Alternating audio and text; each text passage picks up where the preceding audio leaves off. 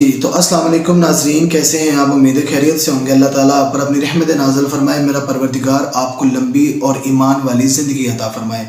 तो नाजरीन, आज का जो हमारा टॉपिक है वो है कब्र की पहली रात, कब्र का पहला दिन।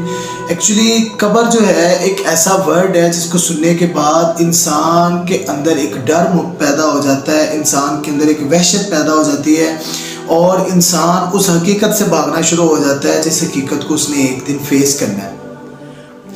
आज इस वीडियो में हम कब्र के अंदर होने वाले सवाल जवाब, इस वीडियो में फ़रिश्तों का आना और एक नेक और एक बद बंदे के साथ फ़रिश्तों का सलूक, हर चीज़ को हम डिस्कस करेंगे।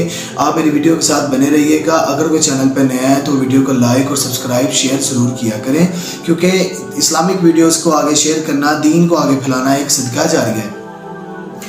तो नाज़रीन, कब्र की जो पहली रात है वो बहुत ही खूबसूरत और बहुत ही खौफनाक भी होगी।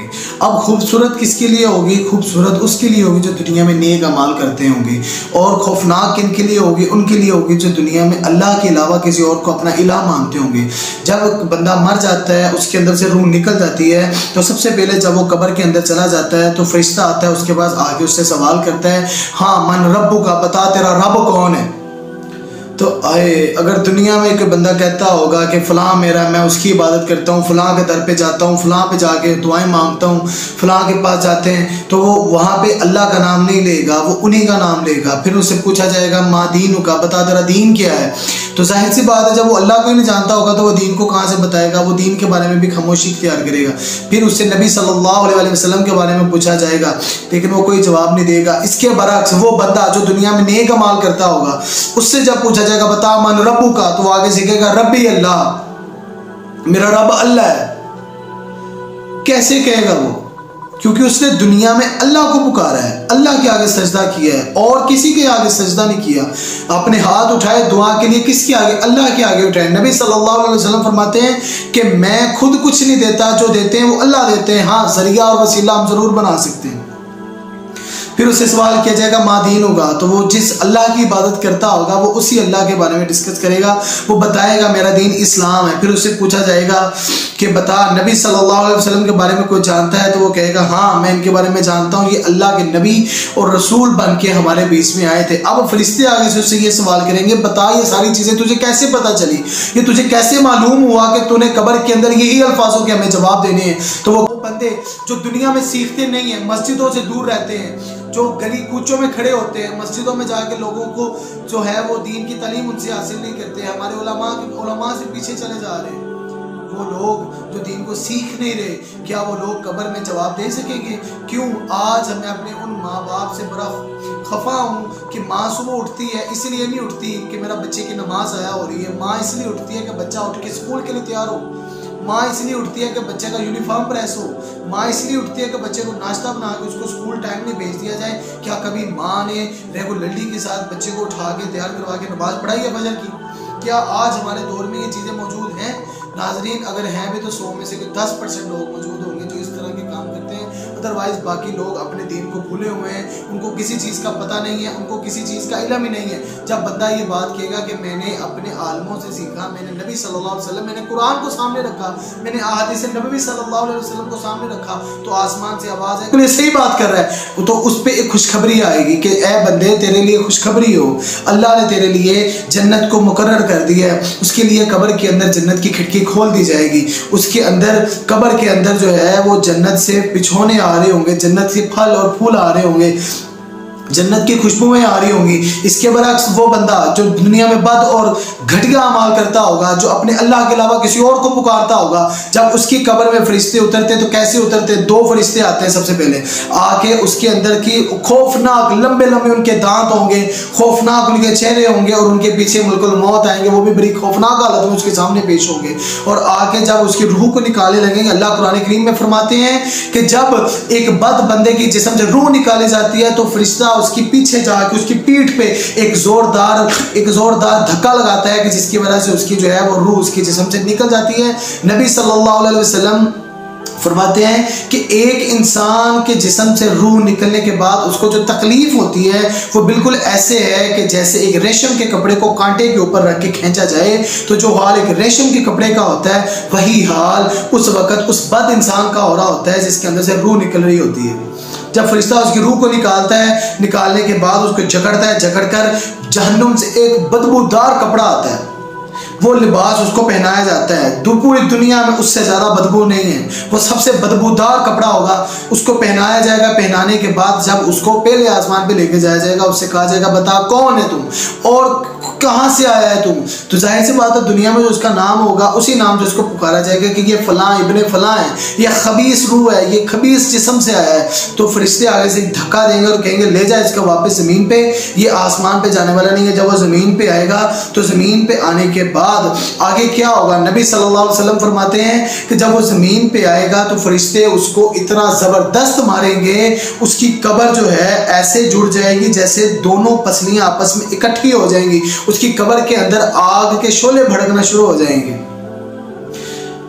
जब उसकी कब्र में आग के शोले भड़केंगे, क्या उस वक्त वो इलाज उसने अपने अल्लाह के अलावा बनाए हुए हैं, क्या वो इसकी मदद करने के लिए वहां पे उतरेंगे?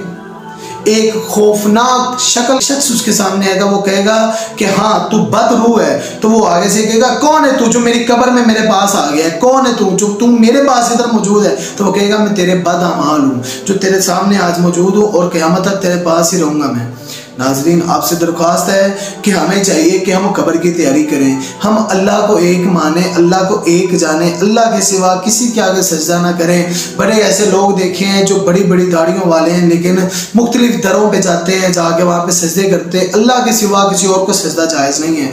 अगर दुनिया में हम अल्लाह के सिवा खुदा न खास्ता किसी और को सजदा करते हैं, अल्लाह के सिवा किसी और को इलाह मानते हैं, तो वहाँ पर भी किसी और को ही हम इलाह कहेंगे। और जब वहाँ पे कहा जाने वाला किसी और को इलाह इंसान के लिए परेशानी का बायस बनेगा और ता क़यामत वो जो है जहन्नुम में सड़ता रहेगा। और क़यामत के दिन आगे अल्लाह उसके लिए जो हशर में जो बेहतर उसके लिए मामला इख्तियार करना होगा वो अल्लाह जानते होंगे। लेकिन नाज़रीन, आपसे मेरी ये दरख्वास्त है कि कम से कम इतने अच्छे अमाल ज़रूर कर जाएं कि हम अल्लाह के पास जाकर शर्मिंदा ना हो। हम अल्लाह के सामने जाके ये कह सकें या अल्लाह तेरा शुक्र है कि तूने हमें हिदायत अता फरमाई, तूने हमें हिदायत पर मौत दी और हिदायत पर हमें ज़िंदगी दी। आज मैं और आप अगर अपना मुवाजना करें, अपने आप को देखें, तो हम रोज़मर्रा की ज़िंदगी में बहुत से ऐसे काम कर रहे होते हैं जो ना चाहते हो भी शिर्क की तरफ है। कभी किसी के पास आते हैं, कभी किसी के पास आते हैं। नबी सल्लल्लाहु अलैहि वसल्लम का इरशाद है कि तुम्हारी जूती का तस्मा भी टूट गया, वो भी अल्लाह से मांगो। अब अपने दिल पे हाथ रख के मुझे बताएं, क्या हमने अपने अल्लाह को पहचाना है? क्या हमने अपने अल्लाह को जाना है? नहीं। अगर आपने मेरी पहली वीडियो देखी हो तो अल्लाह तो हमारे करीब ही बहुत है। अल्लाह पाक फरमाते हैं कि ऐ मेरे बंदे मैं तेरे करीब हूँ, अल्लाह की रस्सी को मजबूती से थाम लो। कौन सी रस्सी? वो रस्सी जो सिराते मुस्तकीम तक जाती हो। अब सिराते मुस्तकीम तक जाने वाली रस्सी के दो पड़ाव हैं, उसमें कुरान हदीस और अहलुल बैत का जिक्र आता है। अब बंदा अहलुल बैत और कुरान और हदीस को पहचानेगा तो बंदा ज़रूर कब्र के अंदर आसानी पैदा कर लेगा। नाजरीन, कब्र का अजाब इतना खौफनाक होगा कि वहाँ में लंबे लंबे सांप बिच्छू होंगे कि वो बंदा जो दुनिया में एक दफ़ा गाली निकालता है उसकी कब्र में एक बिच्छू पैदा हो जाता है और वो बिच्छू जब एक दफ़ा उसको डसता है, उसको डंग मारता है, तो वो 70 हाथ, नाजरीन 70 हाथ वो जमीन के अंदर धंस जाता है और क़यामत तक वो उसको डांग मारता रहेगा। वमा अदराका मा सिज्जीन। बहुत से लोगों का क्वेश्चन होता है कि जमीन के अंदर फिर वो कहाँ जाता है? वमा अदराका मा सिज्जीन। तुम क्या जानो सिज्जीन क्या है? सिज्जीन एक कैद खाना है जो जमीन के अंदर है। ज़मीन के अंदर सिज्जीन एक ऐसा कैद खाना है कि जहाँ पर जहन्नमियों को, दोज़खियों को वो मलबूसात, वो खाने, पीप, खून और वो मशरूबात दिए जाते हैं कि वो इतने कड़वे मशरूबात होते हैं कि अगर उनका एक कतरा दुनिया में ज़मीन पे गिर जाए तो पूरी दुनिया से मिठास ख़त्म हो जाए और उस जहन्नमी को वो पूरा प्याला पिलाया जाता है। नाजरीन, आज अगर मैं और आप अपने आप को देखें, क्या हमने अपने अल्लाह को राज़ी किया है? क्या हमने अपनी कब्र की तैयारी की है? ये हमारा लम्हा फिक्री है। क्या हमने अपनी कब्र के लिए कुछ किया है?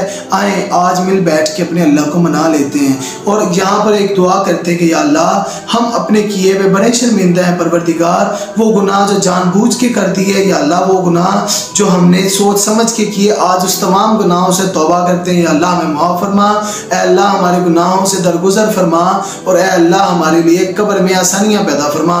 आपसे यही मेरी दरख्वास्त है है कि आप अल्लाह से दुआ मांगा करें और अल्लाह के सिवा किसी और के आगे हाथ ना फैलाएं, क्योंकि अल्लाह के सिवा किसी और से मांगना बहुत बड़ा शिर्क होगा। अल्लाह के सिवा किसी और के सामने सजदा करना शिर्क होगा। इंशाल्लाह नेक्स्ट वीडियो में आपसे एक नए टॉपिक के साथ, और तब तक के लिए अपना ख्याल रखिएगा।